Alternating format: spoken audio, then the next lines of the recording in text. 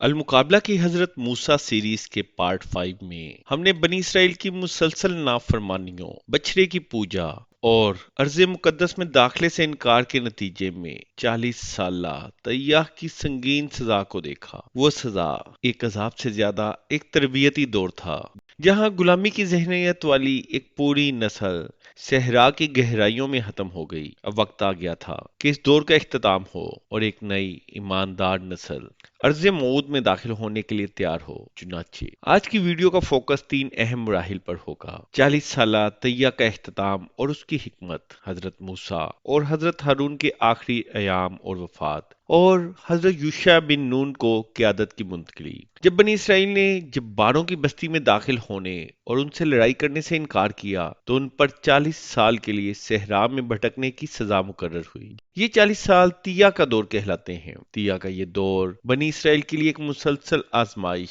مگر تربیت کا زمانہ تھا۔ اس کا مقصد یہ تھا کہ غلامی میں پلی ہوئی نسل اپنے پیغمبر کی اطاعت اور جہاد کے لیے تیار نہیں ہو سکی، لہٰذا اسے صحرا میں ختم ہونا ضروری تھا۔ 40 سال کے دوران وہ تمام بالغ افراد جنہوں نے مصر سے آزادی کے بعد نافرمانی کی تھی صحرا میں ختم ہو گئے، سوائے یوشع اور کالب کے۔ اس کے ساتھ نئی نسل صحرا کی مشکلات میں پروان چڑھی تھی۔ وہ زیادہ ایمان، صبر اور اطاعت والی تھی اور جہاد کے لیے تیار تھی۔ قرآن میں تیہ کا مقصد اور سزا واضح ہے، جیسا کہ سورۃ المائدہ میں ارشاد ہے: تو اب وہ زمین 40 سال تک ان پر حرام کر دی گئی ہے، وہ زمین میں بھٹکتے رہیں گے، بس تم اس نافرمان قوم پر افسوس نہ کرو۔ اسی طرح ہی بائبل کی بک آف نمبرز میں بھی 38 سے 40 سال کی مدت واضح بیان کی گئی ہے، جو اس سزا کی حتمی نوعیت کو ظاہر کرتی ہے۔ تیہ کے آخری حصے میں وہ عظیم پیغمبر جو قوم کو مصر سے نکال کر لائے تھے، یکے بعد دیگرے دنیا سے رخصت ہوئے۔ حضرت ہارون اس دنیا سے پہلے رخصت ہوئے۔ بائبل میں حضرت ہارون کی وفات کا مقام ماؤنٹ ہور بیان کیا جاتا ہے، جہاں ان کے بیٹے العزر کو کاہن مقرر کیا گیا۔ بنی اسرائیل نے ان کی وفات پر 30 دن کا سوگ منایا۔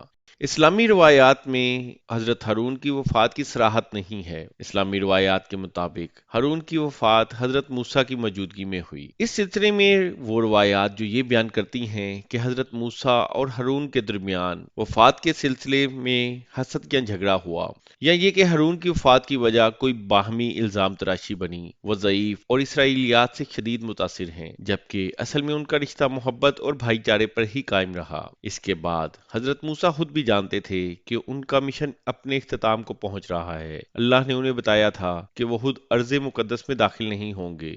صحیح بخاری کی ایک حدیث میں آتا ہے کہ حضرت موسیٰ نے اللہ سے دعا کی تھی کہ انہیں ارض مقدس کے قریب ایک نیزے کے فاصلے پر دفن کیا جائے۔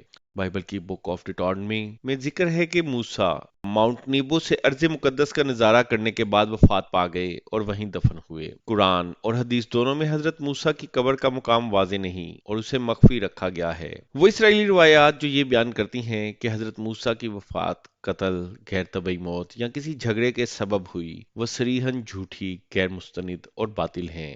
حضرت موسیٰ نے اپنی وفات سے قبل قیادت اپنے وفادار شاگرد اور ساتھی حضرت یوشع بن نون کو منتقل کر دی۔ قرآن میں ان کا نام واضح نہیں، مگر وہ خادم کی حیثیت سے موجود ہیں، جن کا ذکر سورۃ الکہف میں حضرت موسیٰ کے ساتھ ہے۔ بائبل میں ذکر ہے کہ موسیٰ نے رسمی طور پر ان پر اپنا ہاتھ رکھ کر قیادت منتقل کر دی۔ حضرت یوشع نے بنی اسرائیل کو اردن دریا پار کروا کر ارض مقدس میں داخل کیا اور فتح کا آغاز جیریکو شہر سے کیا۔ یہ وہ نسل تھی جو 40 سالہ تربیت کے بعد جہاد کے لیے تیار تھی۔ حضرت موسیٰ نے اپنی پوری زندگی قوم کی آزادی، ایمان اور اصلاح کے لیے وقف کی۔ ان کی وفات ایک عظیم عہد کا اختتام تھی، مگر یوشع کی قیادت میں یہ ایک نئے کامیاب سفر کی ابتدا تھی۔ 40 سالہ بھٹکنے کا مطلب تھا کہ خدا کا وعدہ ہمیشہ پورا ہوتا ہے، مگر اس کے لیے صحیح تربیت یافتہ قوم کی ضرورت ہوتی ہے۔ اس کے ساتھ ہی ہماری یہ حضرت موسیٰ سیریز اختتام کو پہنچتی ہے۔ تو اگر آپ کو یہ سیریز پسند آئی ہو تو لائک، شیئر اور سبسکرائب کرنا نہ بھولیے گا۔